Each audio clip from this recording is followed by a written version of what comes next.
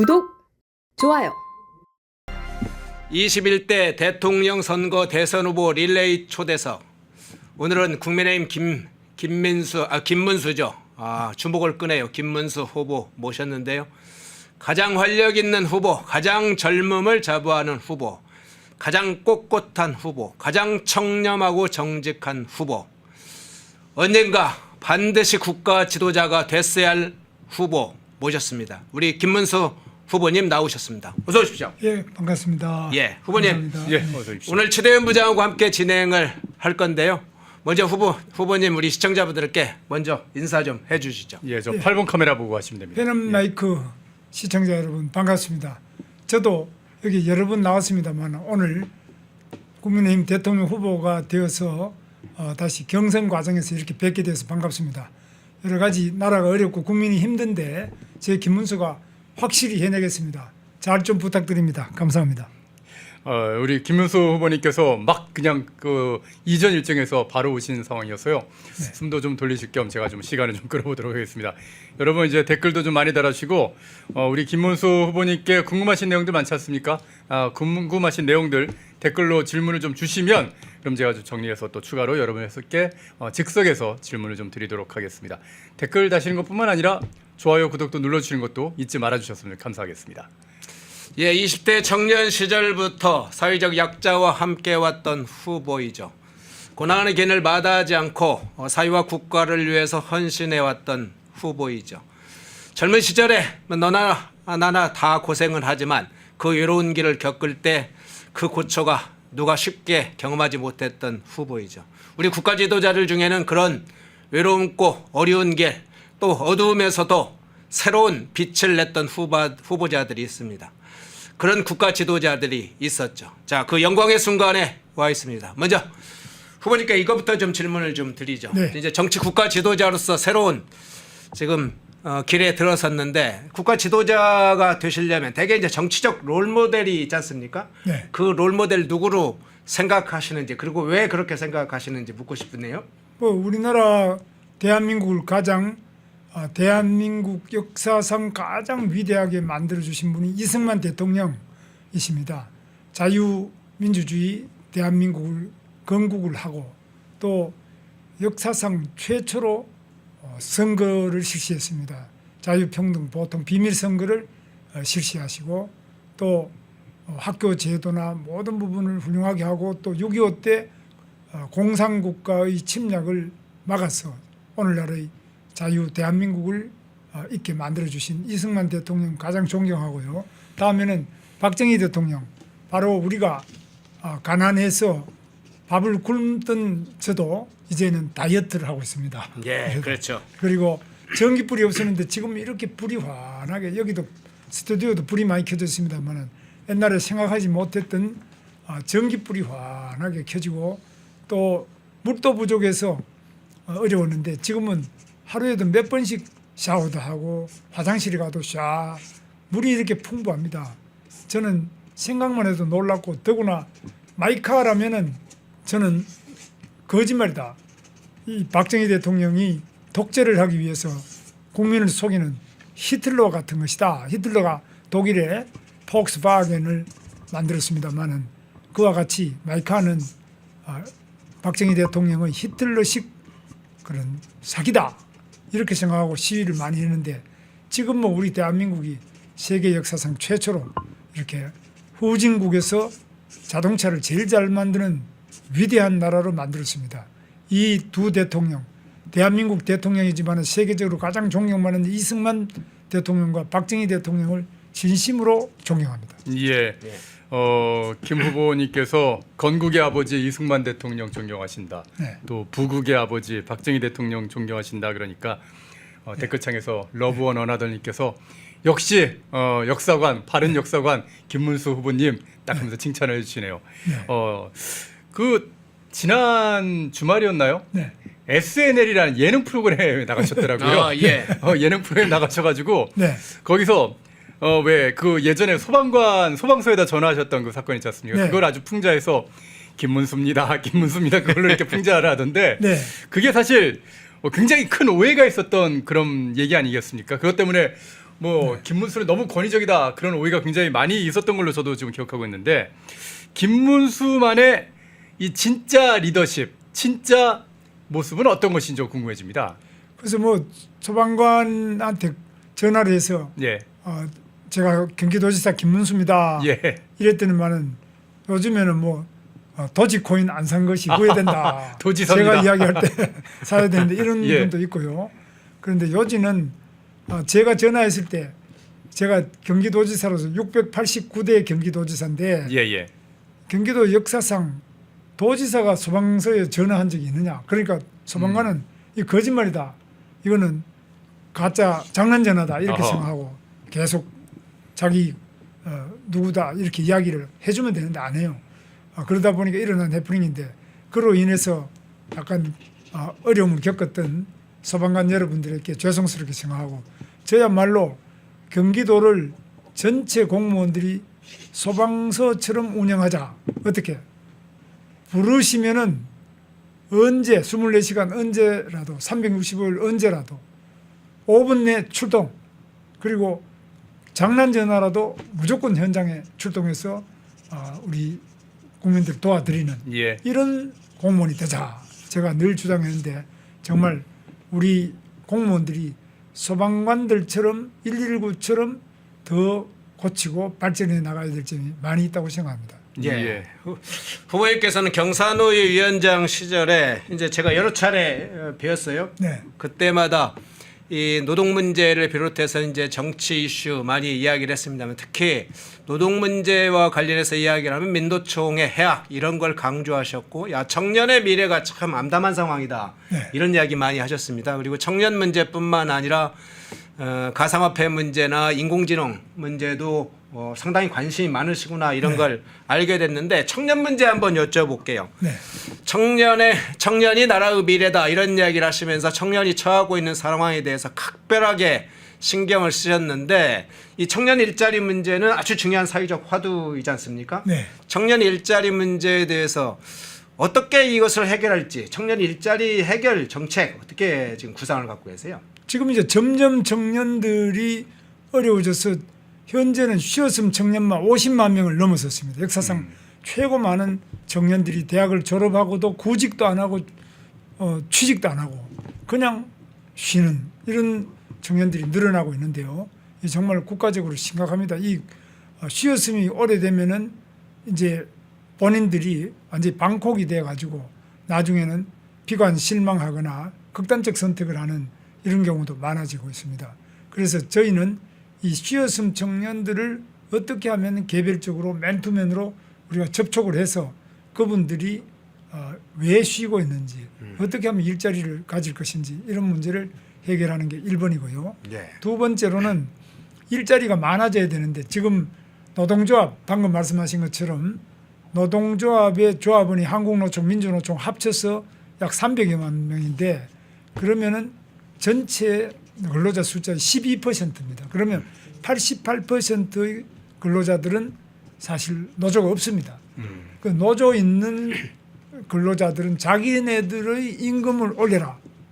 그 다음에 자기들 정년을 연장해라 이렇게 하는데 현재와 같은 호봉제 또 연공급제를 성과급으로 바꾸지 않고 호봉제 같은 건 배제하지 않고 임금 피크제 도입하지 않고 임금만 계속 해마다 올려서 60세를 65세까지 계속 올라간다면 기업이 견딜 수도 없고 또 이 역피라미드 상태에서 65세에 근접하는 그런 사람들이 훨씬 숫자가 많은데 이 청년보다요. 예. 이렇게 많은 사람들이 나가지 않고 그대로 계속 정년 연장만 해버리면 밑에 젊은 청년들이 지금보다 더 심각한 어려움에 봉착합니다. 특히 공무원, 공기업, 대기업, 그리고 방송사, 언론사 이런데 청년들이 가고 싶어하는 곳에 정년이 그냥 65세로 높아지고 나가지도 안 하고 이래 되면 청년은 뭐 앞으로 취업하기가 힘듭니다.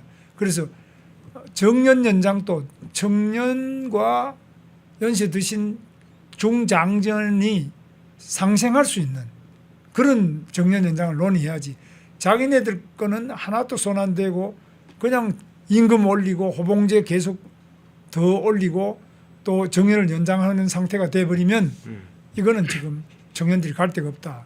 그리고 최근에 대표적으로 국민연금 개혁을 한다고 했는데요. 예. 제가 대통령이 되면 국민연금 2차 개혁 바로 들어가겠습니다. 예. 왜냐하면은 지금 국민연금은 19% 하는 걸 13% 내는 거는 더 내게 되는데 받는 것도 더 받지만은 지금 청년들이 자기가 65세 돼서 받을 때 되면은 이렇게 빈 깡통이 되어버립니다. 지속 가능하지 않은 국민연금을 설계해서 이번에 개혁이라고 내놨는데 청년들로서는 매우 절망하지 않을 수 없습니다. 따라서 청년 대표, 20대 대표와 30대 대표, 40대 대표가 참여하는 2차 국민연금개혁위원회를 만들어서 청년들 목소리가 반영되고 청년들의 이익이 대변될 수 있는 2차 연금개혁을 통해서 청년에게 불리하지 않고 지속 가능한 연금제도로 다시 바꿔야 된다고 봅니다. 뿐만 아니라 지금 작은 회사는 주로 퇴직금 제도는 있는데 이 퇴직연금이 없습니다.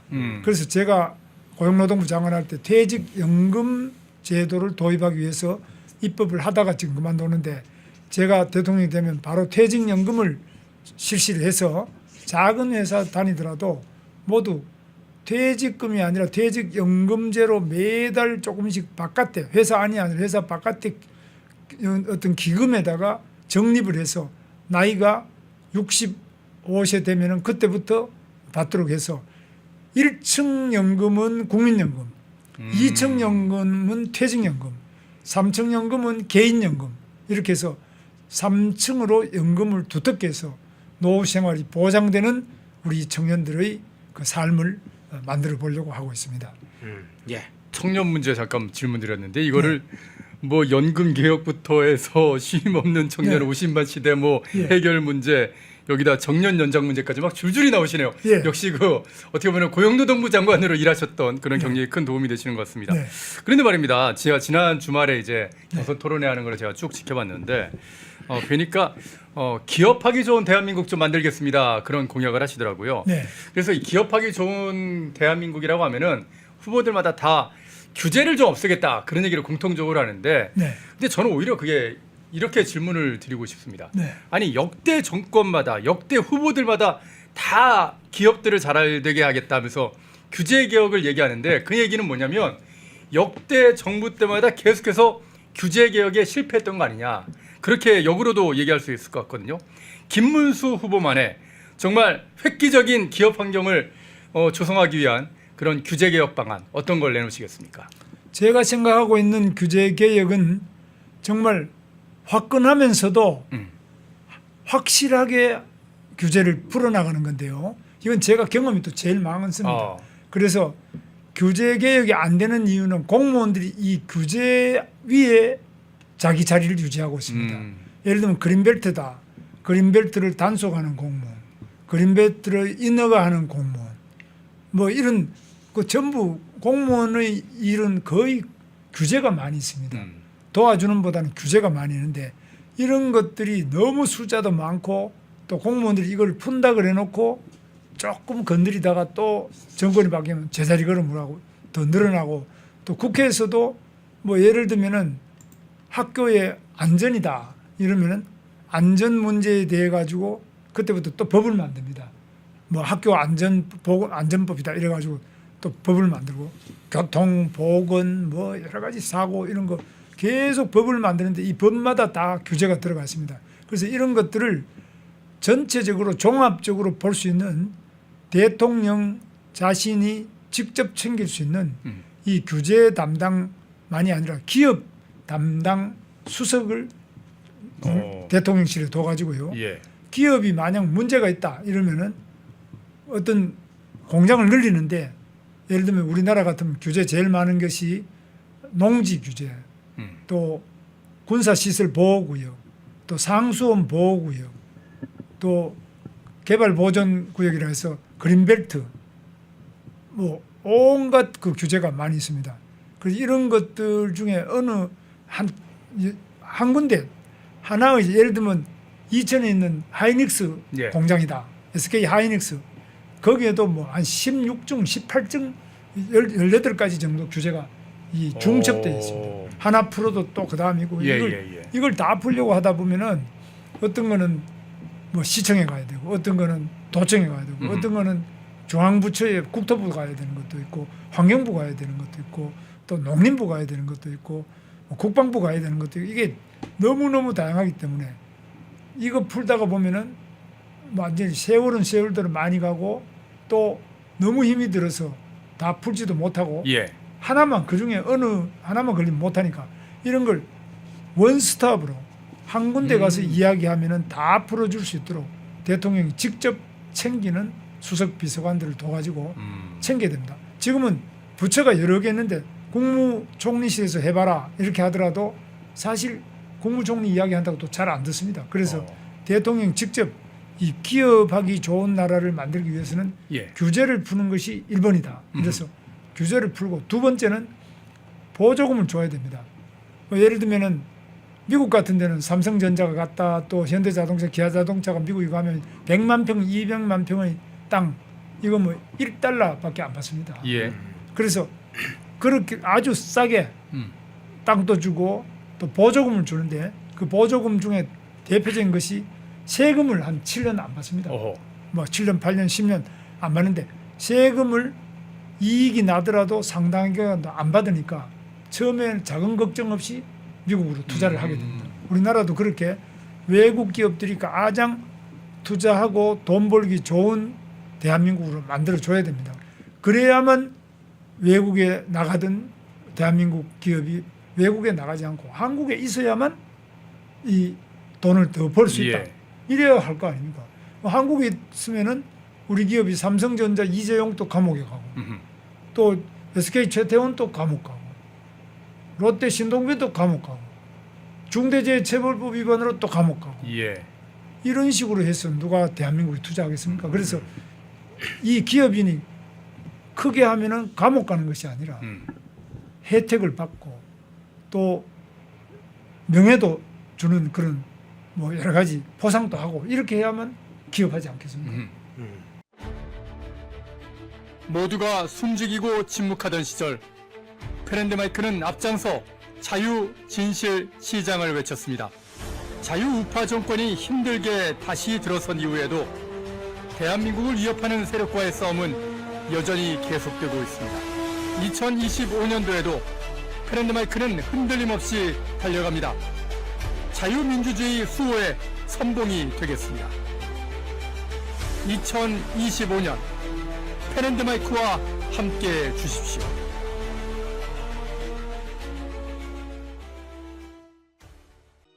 펜앤마이크에서 추천하는 영상도 보고 가세요. 다른 영상도 즐기시려면 구독 버튼을 꼭 눌러주세요.